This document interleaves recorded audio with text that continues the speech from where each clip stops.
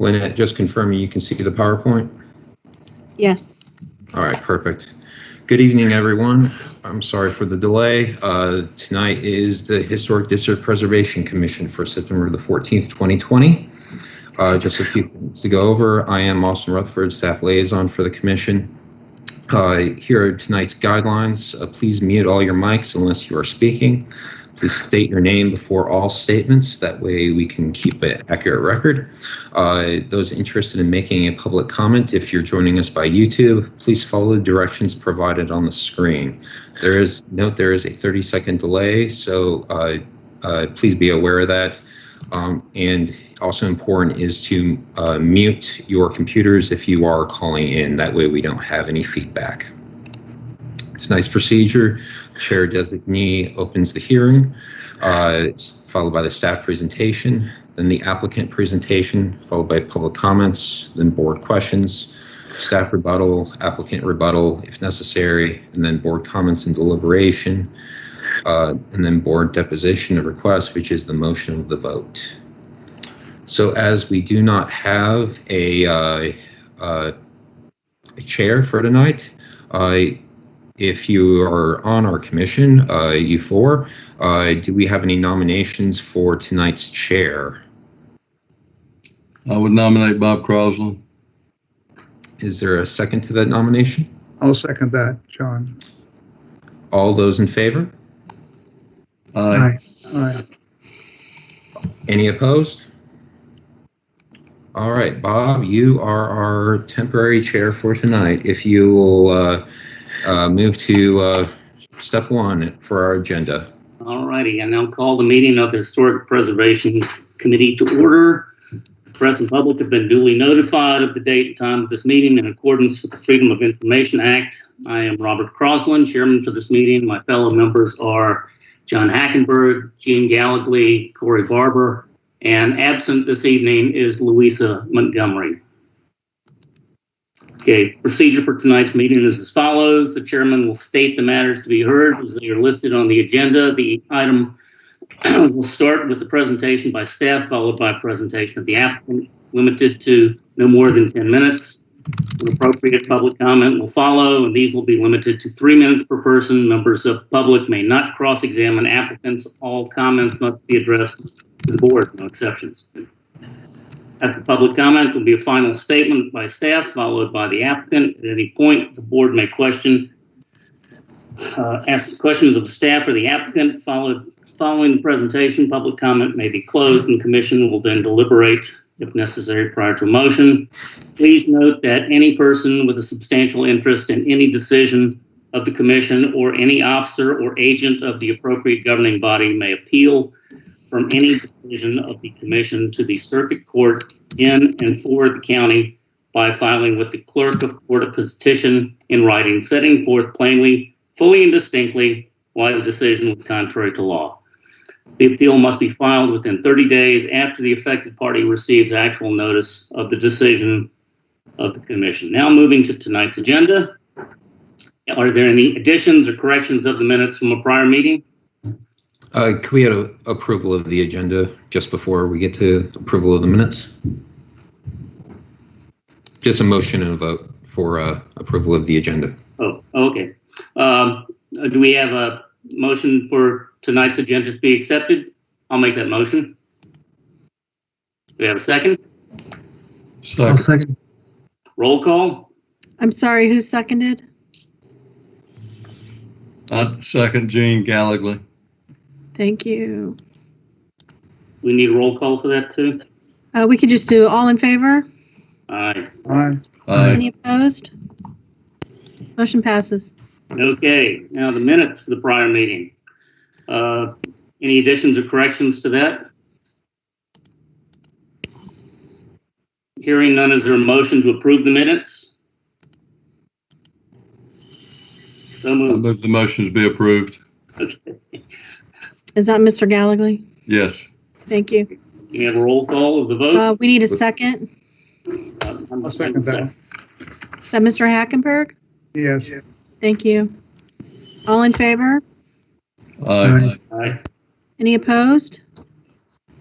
Motion passed. Okay, it appears we have 2 consent items on the agenda.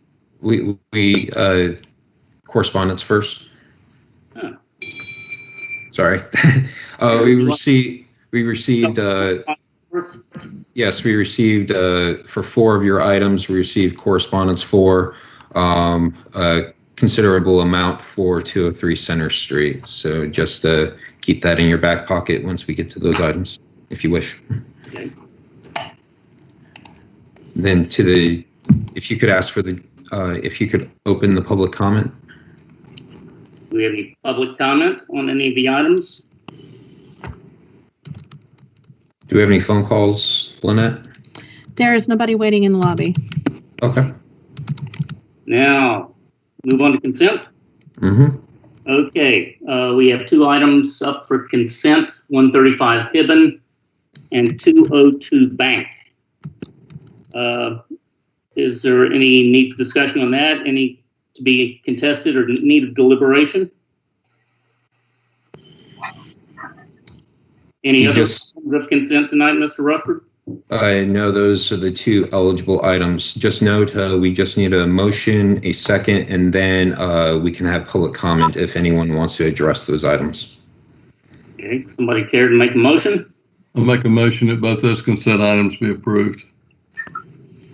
Mr. Gallagher, can you Yes. restate those, please?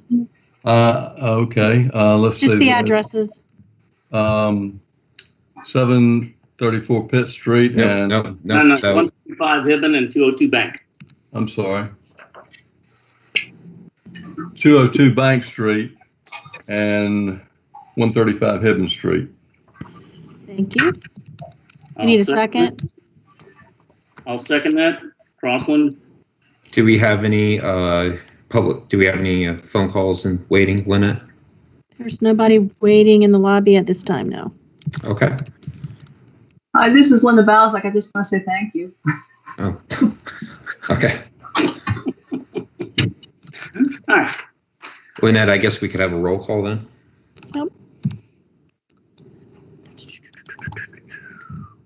Ms. Montgomery is absent. Mr. Barber? Approve.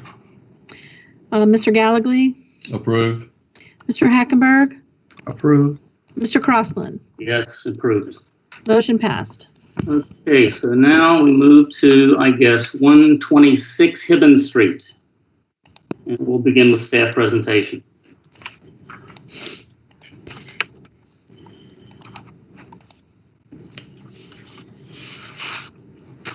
(126 Hidden Street). Applicant is seeking final review for demolition of an existing shed, construction of a new shed and pool, and various site features. Local ordinances are impervious lot coverage, accessory building limitations, and the demolition of accessory buildings and structures. Local guidelines are garages and accessory buildings number 3 and 5, fences and walls number 3, 4, 5, 7, 8, and 9, sidewalks and driveways number 3. Staff comments. The application appears to comply with the zoning ordinance provisions, except as stated below. A future greenhouse is labeled on the plan, but not shown in the elevations of the shed. When that item does come up, it will exceed the 144 square feet, so it will have to come to the commission and therefore also conform with all BAR requirements. The front fence cannot be approved to run along the semicircle portion of the wall, as that is in the right-of-way. That is a town-owned road, and as such, the town does not allow fencing in its right-of-ways. And also, it would not comply with zoning code section 156.133 F1A. Further, staff has concerns with the styling of the accessory shed roof, does not meet design guideline garages and accessory buildings. The state's design elements of new garages and accessory buildings should take their cue from the primary structure. Roof forms and slopes should be complementary to the primary structure. The concave pyramid hip roof does not match that of the main structure, nor does it reflect a design found elsewhere in the district. I also did note for the staff presentation that staff noticed that the living fence is shown to be PVC coated, which is against fences and walls number 9. The rest the rest of the application appears to meet the design guidelines. Though I will note, per some comments we received correspondence that the arbor in the front, per design, strict interpretation of the design guidelines would not be appropriate per that as well. So staff does recommend approval, but with keeping, staff could do basically a different approval for the roof structure of the accessory structure, as well as the fence being moved outside of the right-of-way, and your decision upon the arbor, as well as the living fence not being PVC coated. This is their demolition plan. So some considerable hardscaping, as well as the current accessory shed in the rear. Moving on to pictures of the site. This lot is visible from both the HIBBEN Street side as well as the Mary Street side in the rear. So, and actually Mary Street is actually where vehicles enter at. So new would be the shed, and this is where the future greenhouse would be, as well as the pool, and then notable hardscaping improvements as well. And you can see where the fence is supposed to go inside the right of way right here. Here's basically that same plan. And then moving on to their hardscaping, then going to the fence, and you can see here where it says PVC coated. And here, the only issue that might come up is, again, the arbor here on the front gate. And going to the accessory shed, again, this concave pyramid hip roof does not appear to be appropriate with the design guidelines. Here are some examples of arbors in the old village as they exist. A few arbors were established before that was put into the design guidelines. Here are other examples of what they would like to do throughout the village. And that concludes staff comment. If the applicant is ready, Glenn? Glenn, just take yourself off mute. Okay. And feel free to begin. Just let me know where to scroll and everything. Sure. Thank you, Austin. And Austin, if it's okay, I'm guessing that the main things I need to talk about are the items that you have mentioned being either inconsistent or out of character. Is that right? Yes.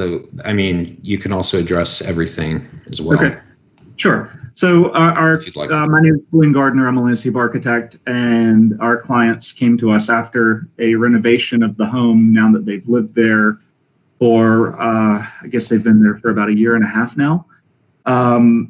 It is a newer home that they have taken a fresh update on, and they are very much into outdoor living and gardening and wanted to create their own space.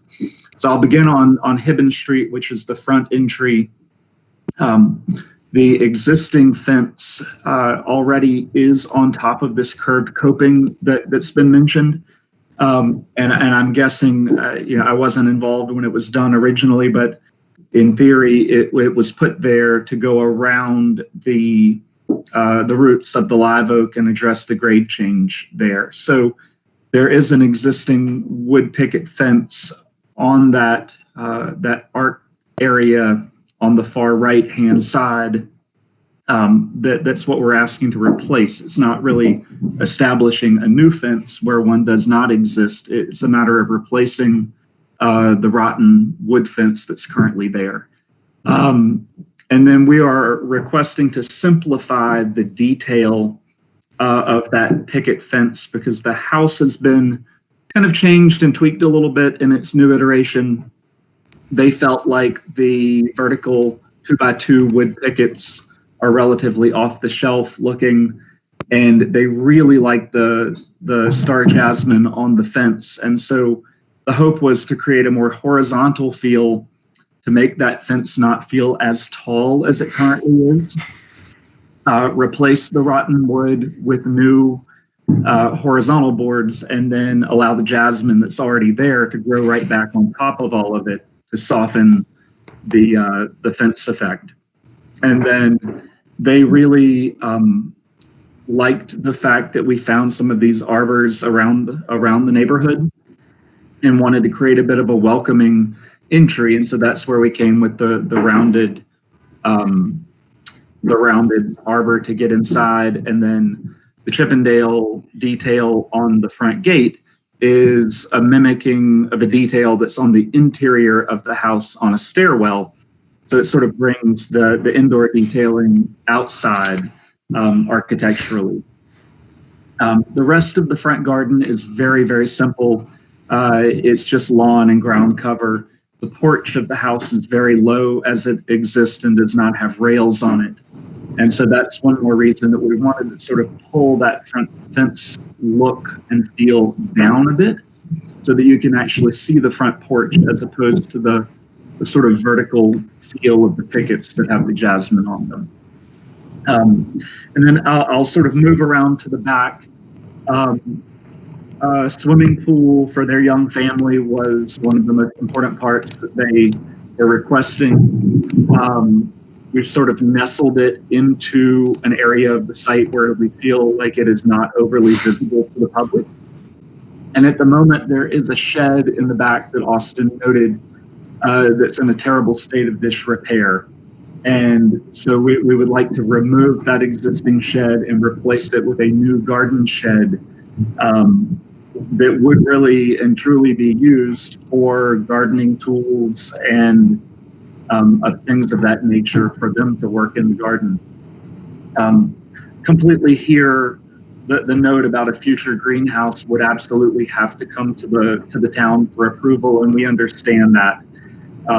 It's something that's on their long-term wish list, but they didn't want to obligate to that at the moment. But we wanted to plan for it so that if they do want to go that route in the future, we're not starting over on the plan. And, you know, we already have a spot for it, even though we would need to come and have that detailing approved. With regard to the garden shed, our goal, frankly, was not to mimic the house that's there, but to create a shed that felt like it was a part of the garden. And so thank you, Austin. If you could go to the elevations there. We wanted a shed that felt scale appropriate and very human to the garden. Like it was perhaps a little English garden outbuilding that you would keep your tools and your pots and so forth in. We then looked at the roof material on the main house, and the roof material is, and I'm just going to take a guess, but it's probably a 15 or so year old painted, either galvanized or steel roofing. It's a little more of an industrial quality of roofing that I think is newer than like a standing seam turn metal. That type of roofing is not overly malleable. And so in trying to use that type of standing seam, if we were trying to mimic the roof of the house identically, I think it would get relatively messy and would not be able to be detailed well.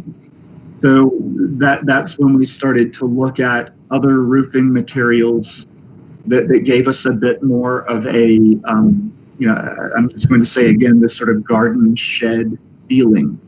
And we settled on a cedar shake. We saw images of another outbuilding in the old village on a house that has, I'm pretty sure, a copper roof on the main house, standing seam copper. And then their pool house has a cedar shake roof. And so we were thinking it would be nice to do something of a similar detail. Alternatively, we could always do a copper standing seam on this little building and then paint it to match the roof of the house. We felt like the scale of the cedar shingle was a much more appropriate gardening scale for the project. And then the rest of the backyard really is surrounded by a variety of plantings with a large open play lawn for their little daughter to be able to use. And we do have the living fence we're proposing, where we were asking for a sort of a poly-coated, and then that would have jasmine on it.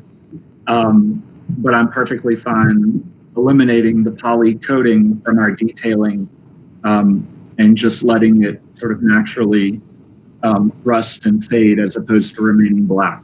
I don't have any rebuttal really to that. I'm fine with the town's recommendation on that front. And then I think that fairly well covers the items that have been mentioned, and I'm happy to address any additional questions. Do we have any additional comments from the public, up to 3 minutes on this item? Any phone calls, Lynette? There's currently no one in the lobby. Okay.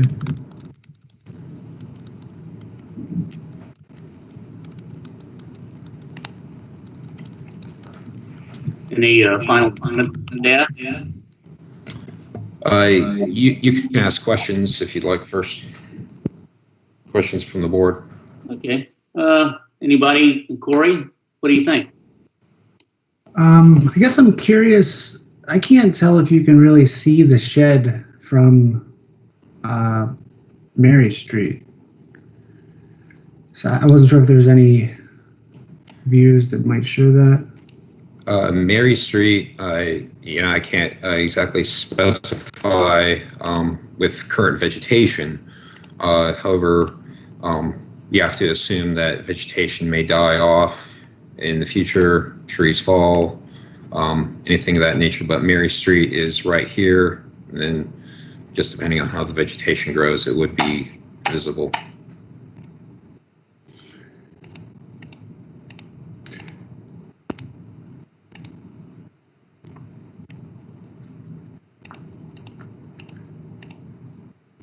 Any other questions? Gene, any comments? John, any comments? I'll have one more question, Robert. The applicant mentioned that they were just replacing a fence, but the plan shows that semicircular part, which is outside of the property. Is that already there? Yes, yes. Glenn, correct me if I'm wrong here, but isn't there a low brick wall that this fence is built in? That's correct. Yes. If Austin, if you go one sheet, no, I'm sorry. If you go back to our sheet 1, which is the first real sheet after the title page, that has the red demo on it.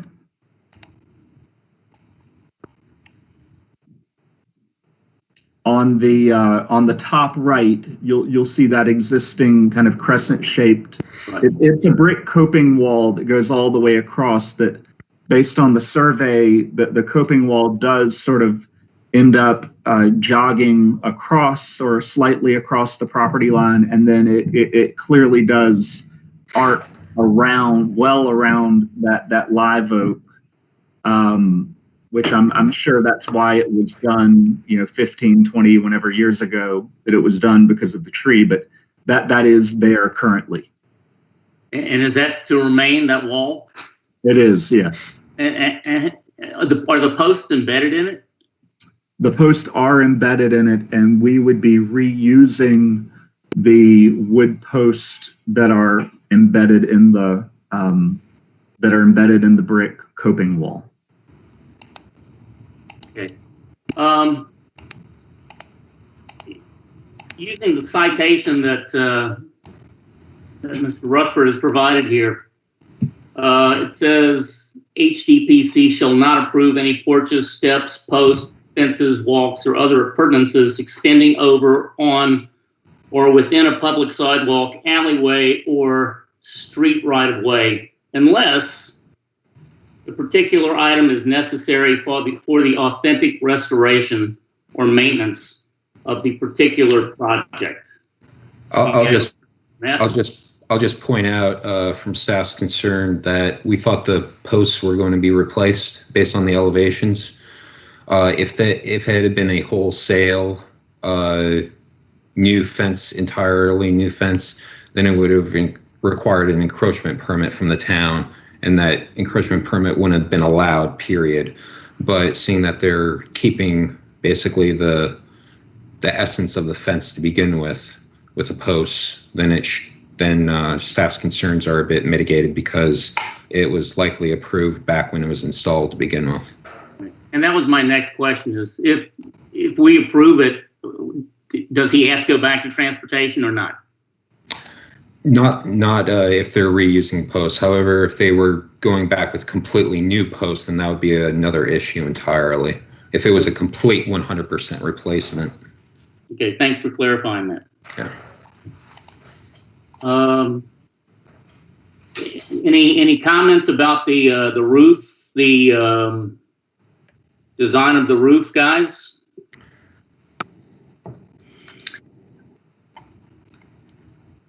I mean, I feel that you're probably not even going to see this structure.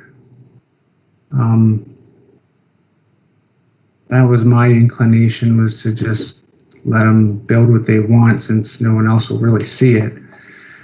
I understand Austin's concern that, you know, vegetation, you can't count on that as being there forever, but, you know, I would hope that it wouldn't change drastically. I was a little more concerned about just the design of the fence being more horizontal, but it's, you know, it's allowed, so. If Robert, if we're moving into board comments, could you close the public comment? Yes, let's close the public comment since we have no public apparently.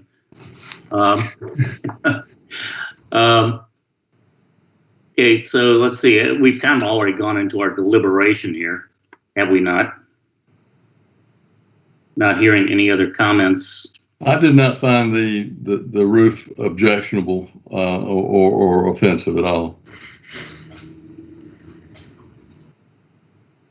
For whatever that's worth. Anybody have a motion they would care to make at this time, or any additional comments? If not, I do have a suggested motion. If you feel comfortable with the roof, you can eliminate the first bullet point or the second sub bullet point and the second one for the fencing, and just keep the third.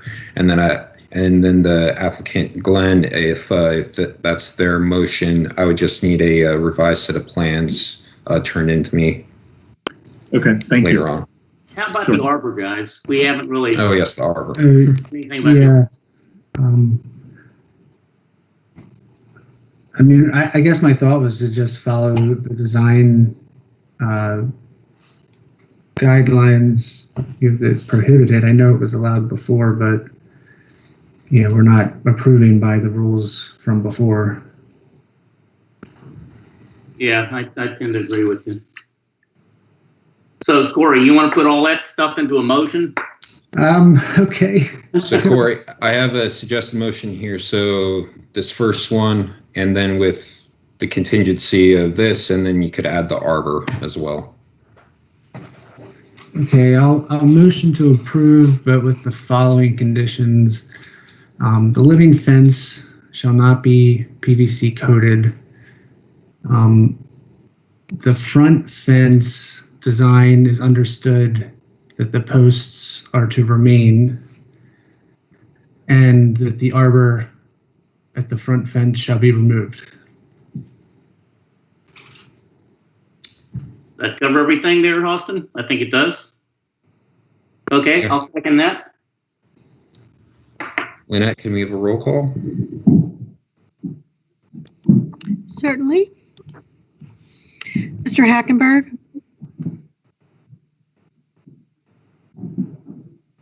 John, if you could take yourself off mute.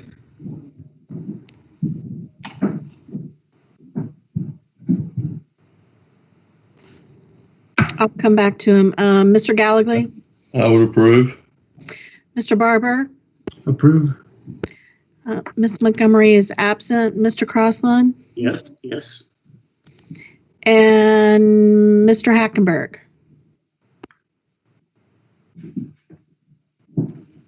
Mr. Hackenberg, you're muted. You need to take yourself off mute.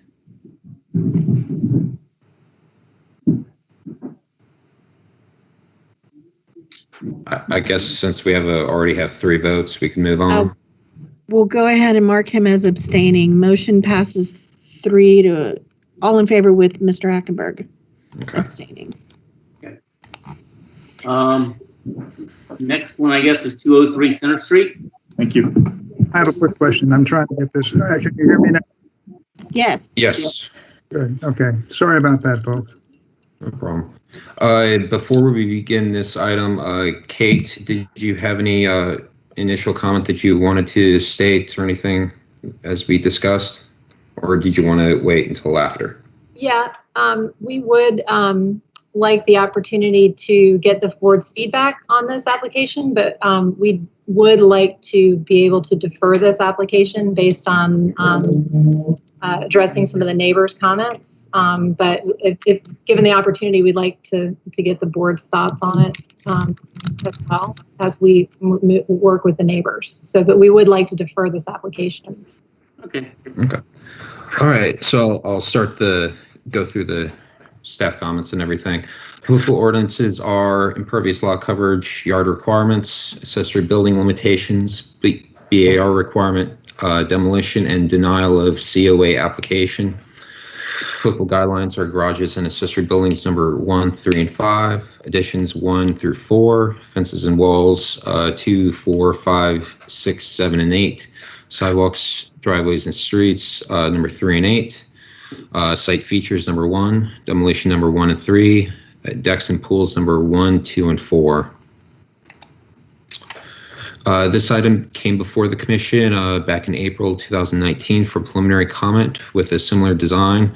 The commission saw a few issues at that time. The pool could be lowered into the ground. The shed's massing was imposing upon the neighbor. The steeper roof of the shed should be shingle. The shed could be moved to a different location on the lot.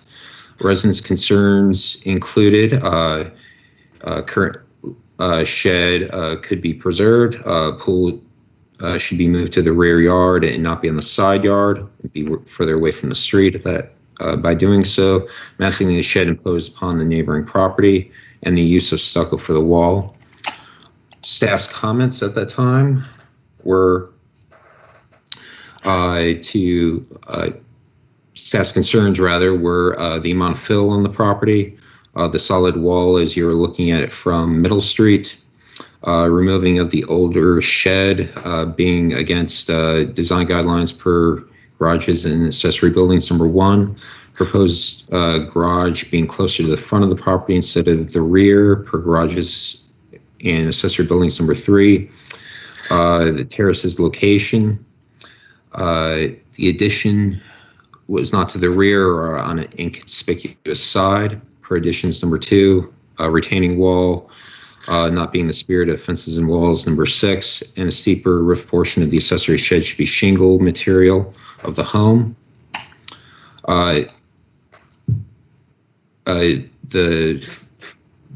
Basically the major comment that was addressed was that the massing of the shed was decreased by opening up a wall that was facing the neighbor's property. Many of the other comments were not addressed. Going further, the current accessory shed was built in the 1950s. Being that the structure is over 50 years old, it is now eligible for historic designation. Demolition can be granted based on the provisions of section 156.432I3, where the building or structure is determined not to have any historical significance, or B, where the public safety and welfare requires the removal of the building or structure. However, as noted in the 2019 application, the request appears to conflict with design guidelines, garages, and accessory buildings number 1, which states keep and protect historic and older garages and accessory buildings that contribute to the special character of the Old Village Historic District whenever possible. The applicant is requesting a primary side setback reduction from 10 feet to under 7 feet. So just note that our definition of attached is anything but a grade level walkway. So when you attach a structure by an elevated terrace, it does become an attached structure and therefore must abide by the primary setbacks. Per the provisions of yard requirements, the commission can grant the reduction with consideration of the existing conditions and setbacks of adjacent lots. Consideration also given to the established pattern of the block and adjacent lots with respect to the overall character of the streetscape and district. The applicant made the claim that 218 Center Street has that precedent of an attached accessory structure. However, staff went by and that accessory structure is not attached to the main building. Staff also looked at a few of the other lots along the streetscape and couldn't find another structure that has a precedent such as this. The applicant should note the staff showed it to the town site development coordinator, who advised that due to the size of the terrace, it would be positive to move to a more pervious material. If the terrace is kept with the impervious design, it will likely require a civil engineered drainage plan. Proposed is to apply at least 2.5 feet of fill over an estimated area of at least 1,000 square feet. Per site features number 1, the HDPC has purview for overfill applied in excess of 2 feet. It also states that the change of elevation should only apply as necessary in limited areas. Well, the commission has approved fill in excess of 2 areas over extensive areas. This has only been applied to lots where there's steep inclines, such as harborside lots or those backing up to Ben Tatum Lake. Staff doesn't believe that the amount of fill or the expanse of it, nor the location of fill are appropriate for the lot. There is an alternative, and that's going to more of a traditional deck, something that would not require as much fill. And this has been used elsewhere throughout the historic district. Therefore, staff doesn't recommend or recommends denial based on those following design guidelines, as well as the yard requirements provision of the zoning code requiring that the precedent to be established to allow setback encroachment to be provided. Going into the application, here is the current survey of the property. Here would be the site plan showing the terrace as well as the shed. Here are a few properties. Again, 218, they believed that this accessory structure was attached, however, it is not. And they do have a stucco wall precedent over here. John, you might know that home a little bit. And then a few other structures where there are apparent foundation walls. Here are pictures of the site in question, and then of the shed in question. And then going on to the actual terrace and pool itself, floor plans. This was the previous, I should mention, previous site plan, and then they're moving to this, and you'll notice the change right up here with the massing facing the neighbor. So you'll see the wall opens up. And then basically the roof plan did not change much. The demolition plan did not change much from last time. This was the previously proposed, I believe, plan, and then they would be moving it to this, where you can see the massing has been broken up on the side for that shed. And then they're pointing out exactly attributes of the home, as well as the low retaining wall and stucco brick of another home in the community. Then the landscaping plan, not really showing much difference here besides just the vegetation that'll end up being planned. But of course, the commission doesn't have purview of that. And that concludes the staff report. If Kate, if you're ready, you can have 10 minutes. All right, can you hear me? Yeah. Yes. Okay, great. Hi, everybody. It's Kate Campbell in Bow County from Bow County Architects. Thanks for your time tonight. And as I said before, we would like to defer this application. And I did want to just quickly address how we have changed the design. Austin kind of went through it a bit, but we're really just trying to do a nice, subtle design for a new structure at the side of the property, reminiscent of the siding of the existing shed, but that can serve multiple functions for the owners who have owned the house for over 20 years. And so one thing that we are wanting to respond to by deferring this application is the shed itself. We're going to be looking into getting a report on the status of the shed. It is in very bad shape. It's very difficult to do anything with it. And so we will provide some more information about that when we come back to you again. It is also one of the other items that we've done from the prior application, as Austin mentioned. If you can go back to the floor plan, we opened up the front area. It's really just a covered area now. Versus previously, it was more of an enclosed structure. So the solid wall that I believe the neighbor to the Dr. Warburton at 310 was concerned about previously has been reduced from 35, almost 36 feet, 35'8" to 25'2" and about 25'3". So the siding extent has been reduced by over 10 feet in order to open up and help reduce the massing on that side.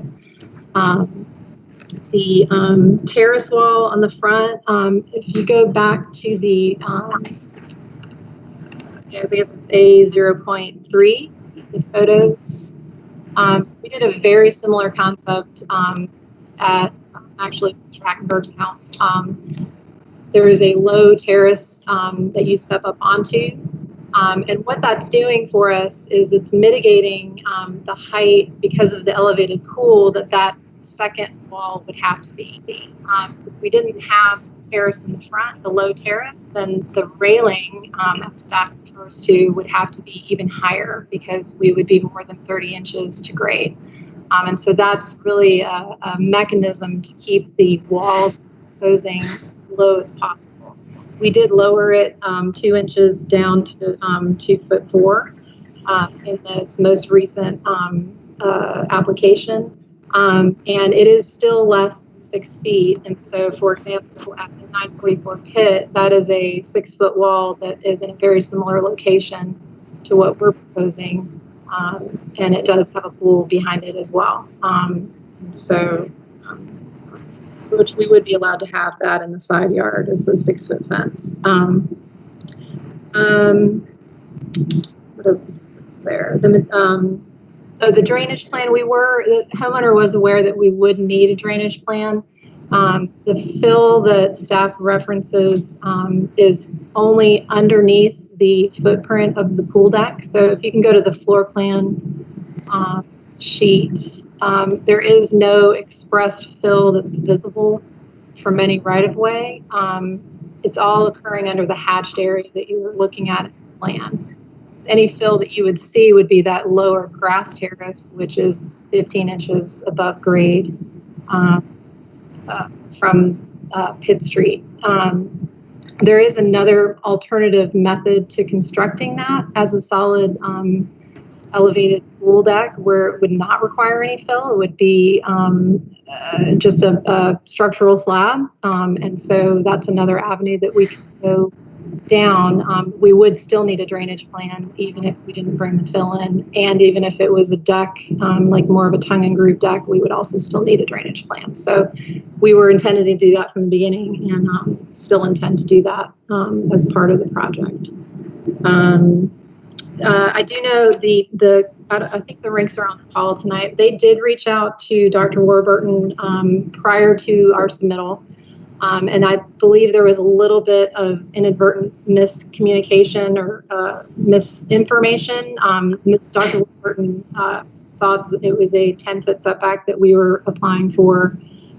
It is not, it hasn't, our setback has not changed from what we proposed before the encroachment. And so that's another reason where we just want to make sure that everybody knows exactly what's happening. But that was an unfortunate misinformation that happened. And so I think that may be why the email came through from him. But they did meet with him prior to us submitting the application, and he was in favor until, you know, he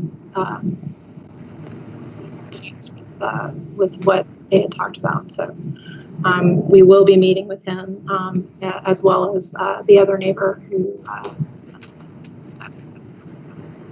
have to add. If you guys have any questions, I'm happy to answer.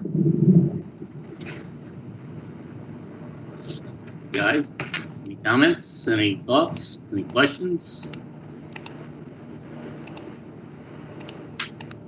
Is there public comment first, or do we ask first? Yeah, could we have public comment first? If you could open that up, Robert. Yes. Is there any public out there who would like to comment? We have a half a minute for the waiting period here.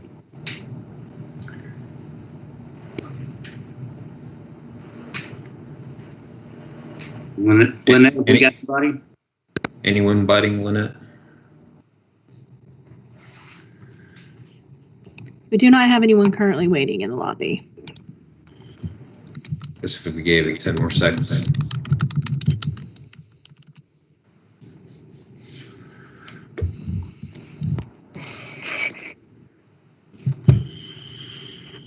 It's probably safe.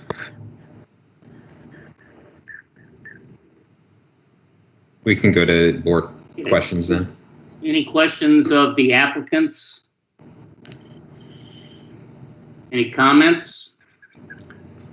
The raised terrace, it's just you're building a wall and then filling it with fill and then topping it to create the pool deck.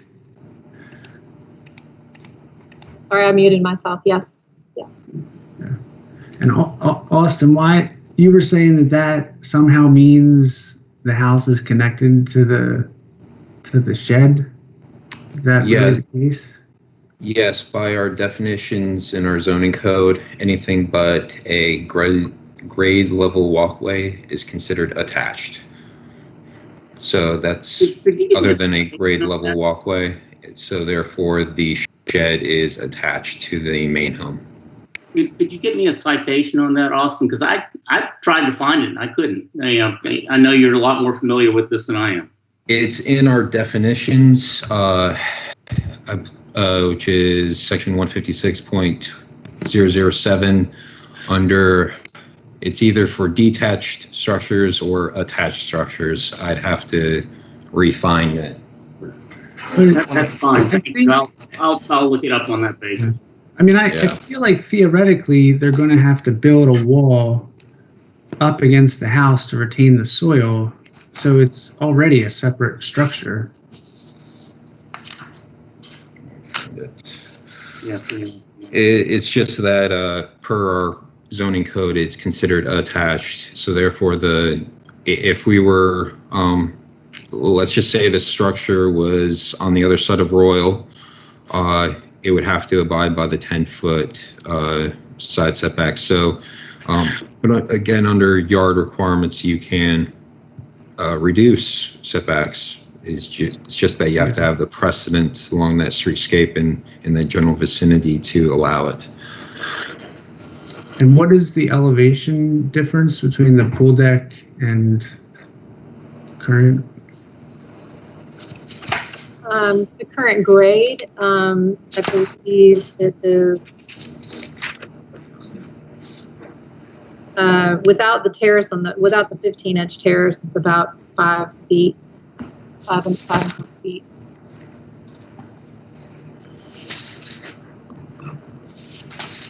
But from the current elevation to the top of the decking. Oh, yeah, that's less. Yeah, the whole wall itself is only 5 inches. So yeah, to the terrace level is less than that. It's only So it's 2 feet 5 inches, as I recollect. Right? Right, yeah, Yeah. it's only 2, yeah. Now, as I understand it, if it were 2 feet or less, you wouldn't even need to ask us. Correct. That's correct. Well, and I don't, also, if there's no fill under the pool deck, I don't think we would have to ask either. If it's more of a structural slab that spans across, it's more expensive, but it would not require us to put backfill underneath the slab. So basically what we're talking about is 5 inches times 1,000 square feet. And so you get 500 cubic feet of fill. Yeah. The difference then you're having to ask us and not ask us.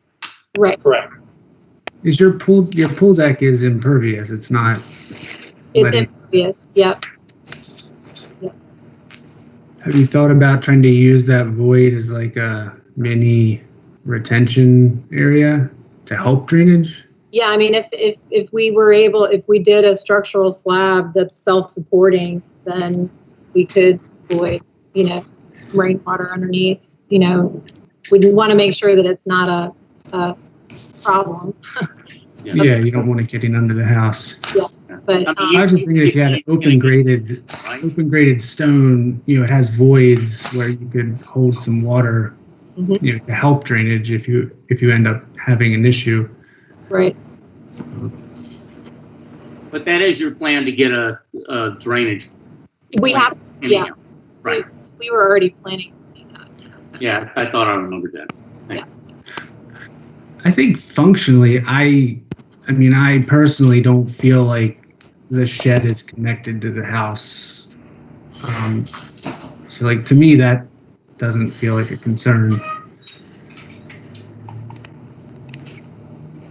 I mean, in terms of the setback relief, because if it wasn't attached, we actually wouldn't have to ask for the setback relief because we'd be able to be 6 feet off the property line. Yeah. What you're proposing is pretty much where it is right now, right? It's actually further from where it is now. I think right now it's 3 or 5 feet. It's about 5 feet off, 5 foot 3 inches off the property line, and we're proposing to be 6'9". About 1.5 feet different. Exactly. Yeah, about 18 inches. Farther away from the property. Okay. But it's taller than the original. It's a little taller, but the solid Proportions portion of it is actually about the same size as the red dot that you see there, because the carport's all open and it has a lower roof on the front and the back. So over the potting area that's accessed from grade and the outdoor shower, that's all a lower roof on the left side of the screen, and then the golf cart parking area on the right side is all lower as well. So really the only area that has a higher roof is the storage areas and the little carve out. The central part. Yeah. I'm surprised the neighbor wants to see the golf cart. Yeah. But yeah, the feedback we got last time was that the wall was too solid. And so that's why we opened that portion of it up. Yeah. I mean, they know what carports typically end up looking like, right?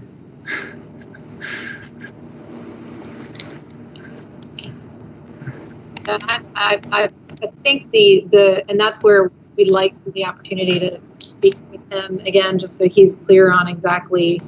I think the issue is more the setback confusion on tonight's meeting. And so just make sure that he's 100% on board before we.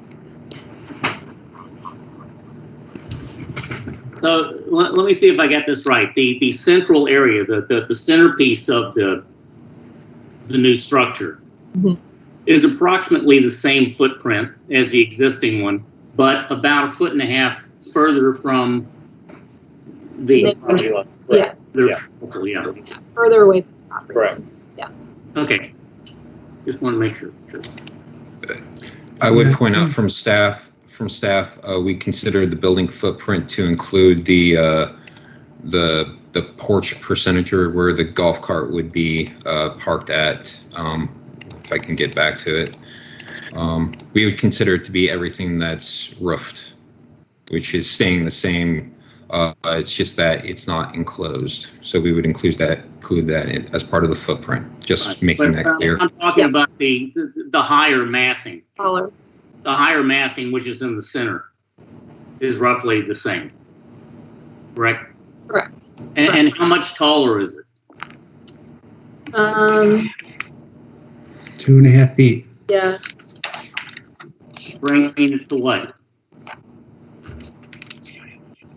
Yeah, I don't have a height of the existing shed, but we can certainly find that out.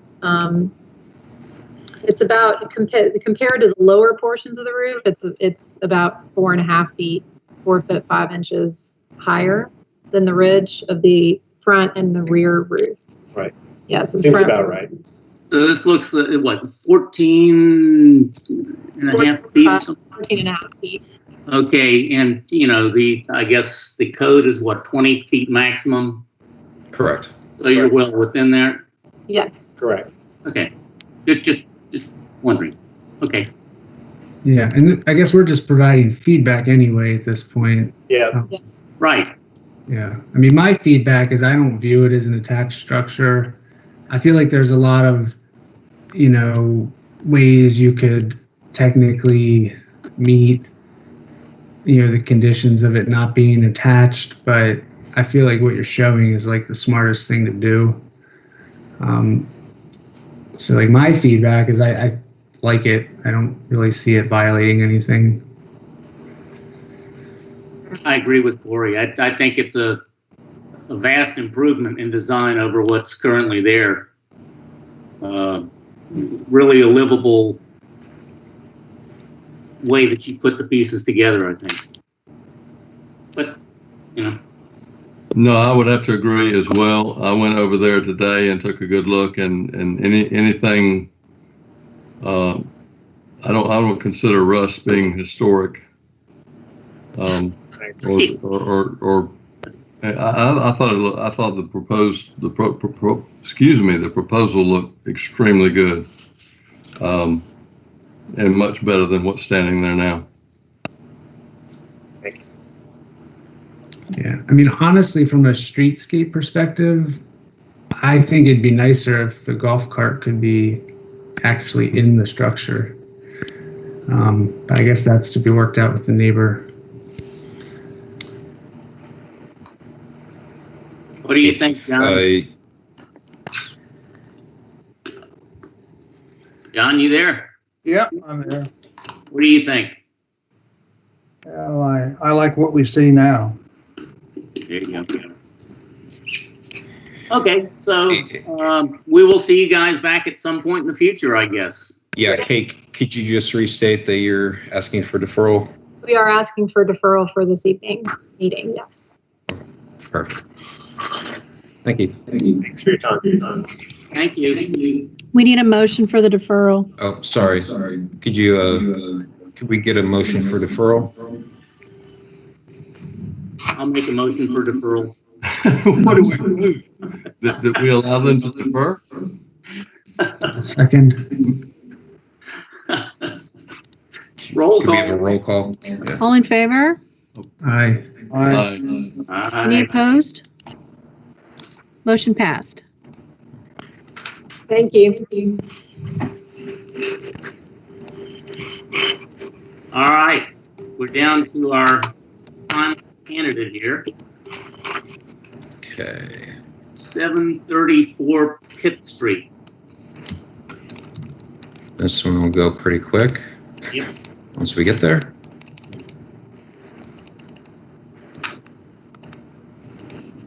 Setting record time tonight. Applicant is seeking final review for gutters and accessory carport. Applicable ordinances are accessory building limitations and BAR requirement. Applicable guidelines are garages and accessory buildings number 3 and 5, and then the paint color, and that being really the only issue. Application increases the BAR of the property, but is well under the maximum. Impervious surface does not increase as the structure is fully upon an existing concrete driveway. Application appears to comply with all the design guidelines except for one. And then the town staff does have, just noting, town staff does have a pending code enforcement item for the property that posts have been placed in the right of way, but staff will work this item out with the owner. The only issue that staff foresee is that they're wishing to paint the new accessory structure the current color of the home, which is F&B Plummet. However, that is not an approved color on Colors of Historic Charleston. So that is the only issue, and of course that being more of a new issue since you put in those design guidelines. The applicant, I have spoken to the applicant, they do have a close color on that chart to that color. So, but I'll let her address that when we get it to. So staff recommends approval except for the paint color, which staff could approve along with the Colors of Historic Charleston.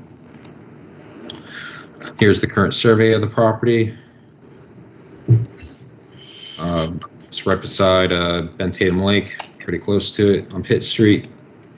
I'm sure you all know the home in question. Here's the location of the proposed carport. Pretty simple rectangle carport, nothing much. The design does mimic that of the existing home in terms of design. So staff does recommend approval, as you can see with the current porch that they have there. And the gutters that they are wishing to put on the front of the home. Here's Jacqueline provided 3D renderings of the carport for your benefit. And that concludes the staff comments. Jacqueline, you have 10 minutes. Okay, thank you. Can you hear me? Yes. Yes. Okay, great. Hello, this is Jacqueline Curtis. I'm the architect representing the owner. Again, this was a pretty straightforward project, hopefully, as you could see by the images. Again, the owner's done several projects on this home since she purchased it about 2 years ago and decided that after living through a Charleston summer, she needed some cover for her car.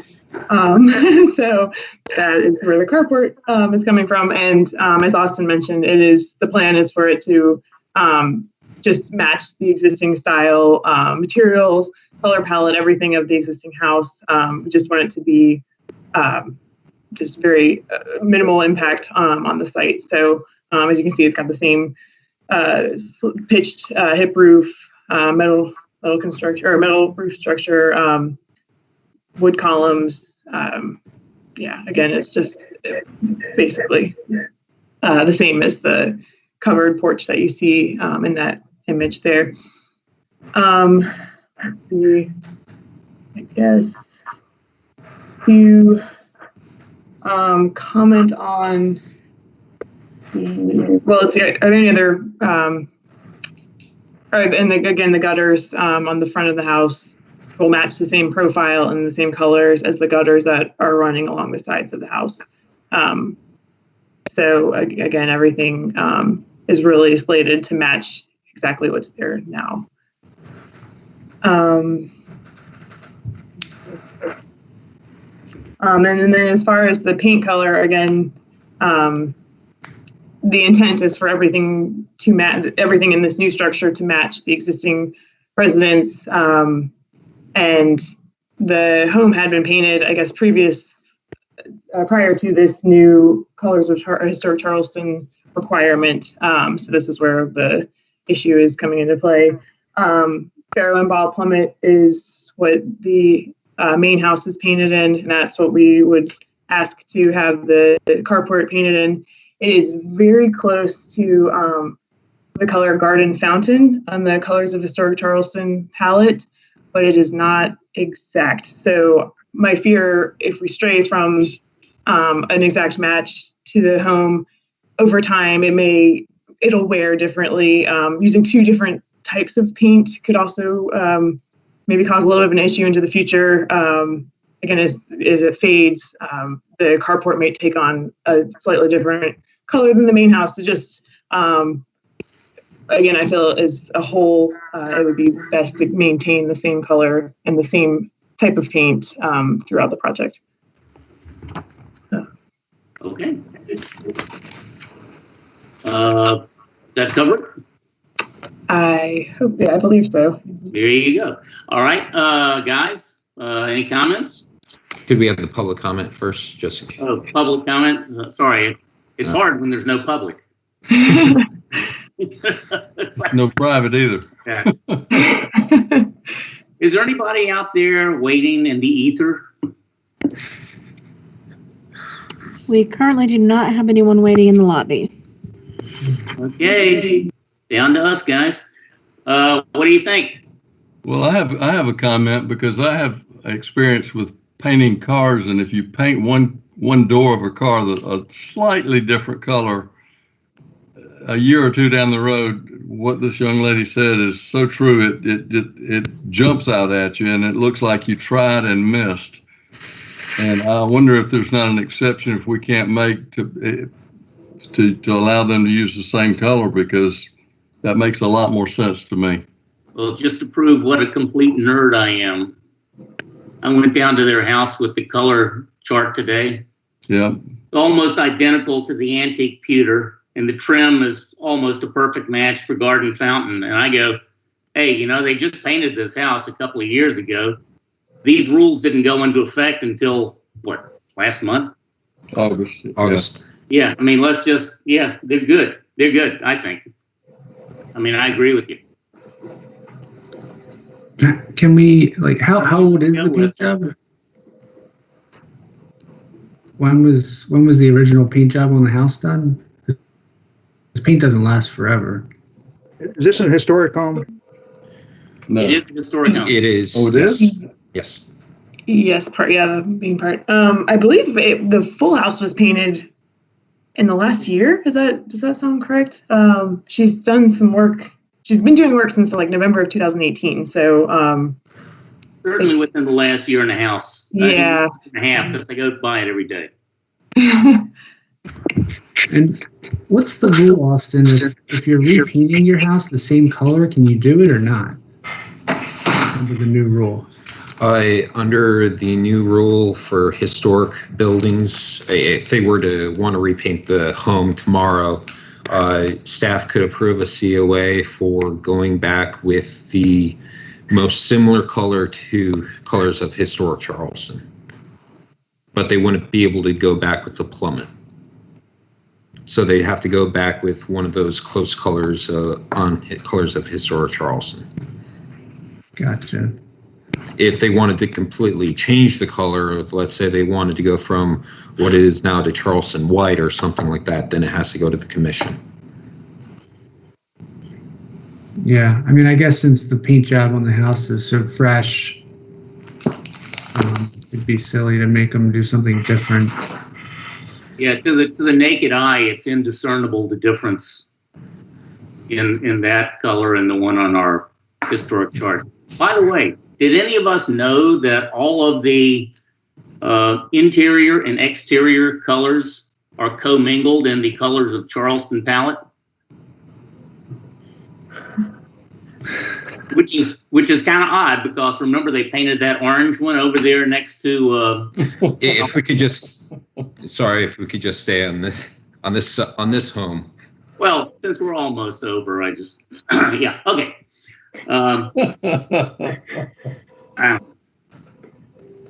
That might have been an oversight on our part. Well, let me ask the question a different way. Is it within our purview? Can we approve them to use the same color? Because I think it makes a heck of a lot more sense to use the same color. I'll just say it a little more bluntly. If that's something we can't do, then why are we even discussing it? You had to discuss it because you couldn't consent it, because it's technically a design guidelines. It's not within the purview of the design guidelines, so it has to go through this if you want to approve it. So, sure, but you do have the power to approve it. Makes as sense. Such. Then I would vote that I would make a motion that we vote to approve them using the same color. And I would second that motion. Could you close the public comment as well before Is we there get to the vote? additional public comment, if there's any public out there? Could you close it? It's closed. Okay. Thank you. All right. I'm sorry, so Mr. Gallagher moved for approval with the paint colors as presented. Who seconded? Crossland.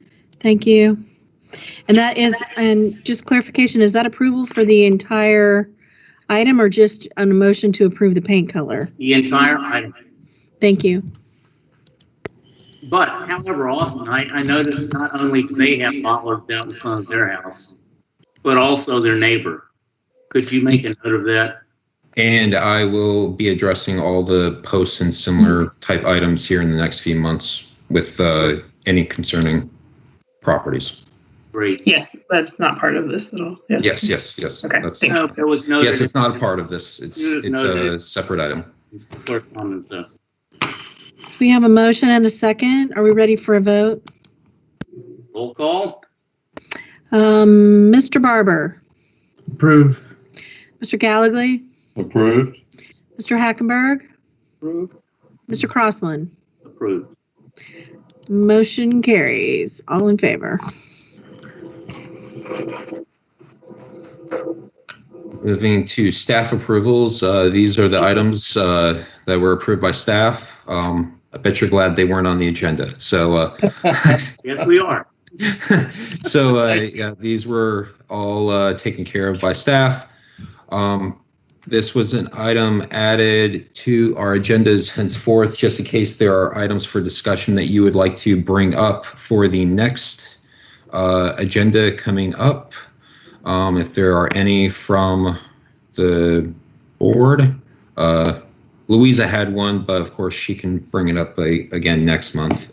So just let us know and I can add it for next month, just as long as we get 2 people on board.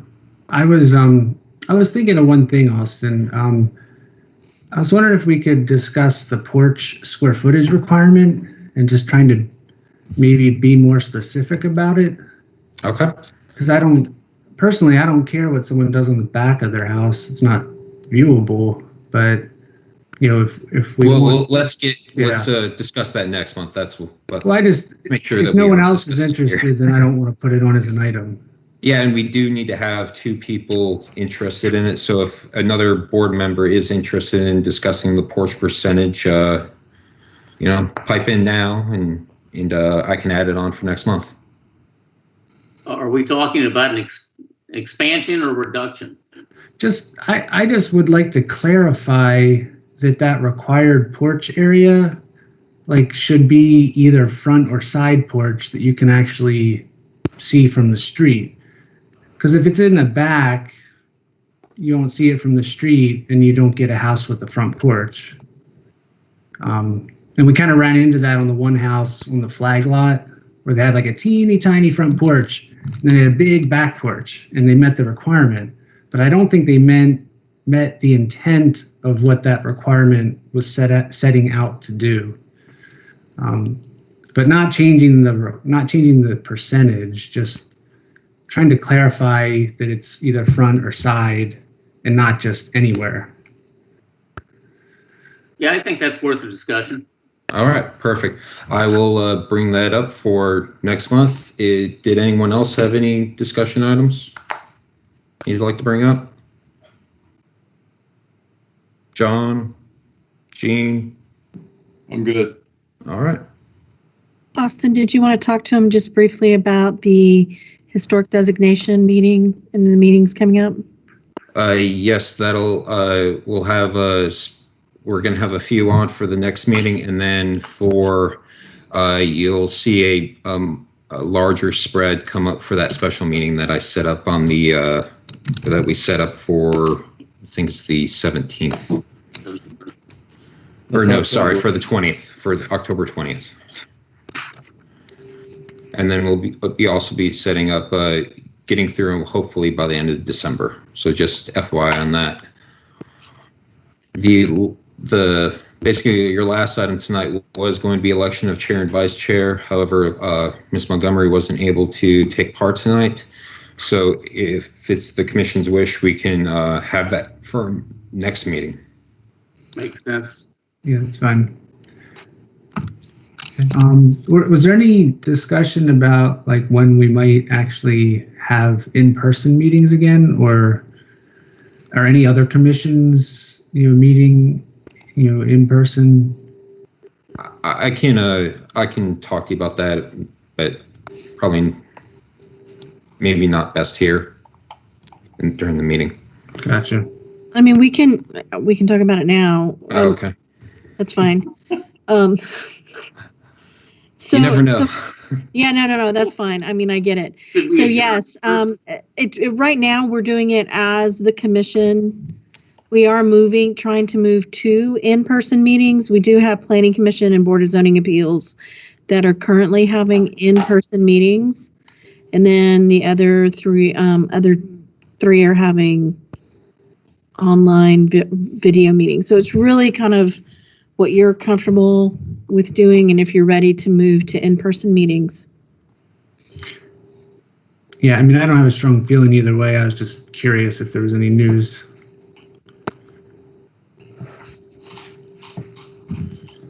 Well, that's for certain. Austin, it's John. Would you tell me the actual dates of the meetings and the dates that you've got coming up that you've confirmed? Yeah, I can send that out via email. Okay. So you have them in writing rather. Please.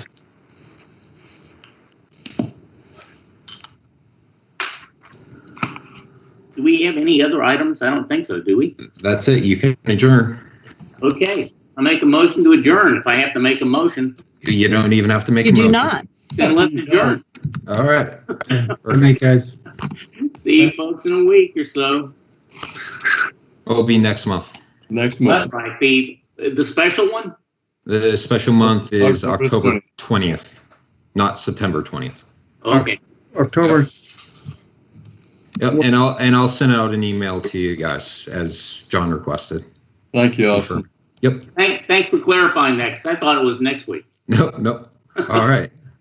Okay. Have a great month, everyone. We'll see you guys. Bye. Thanks. Take care.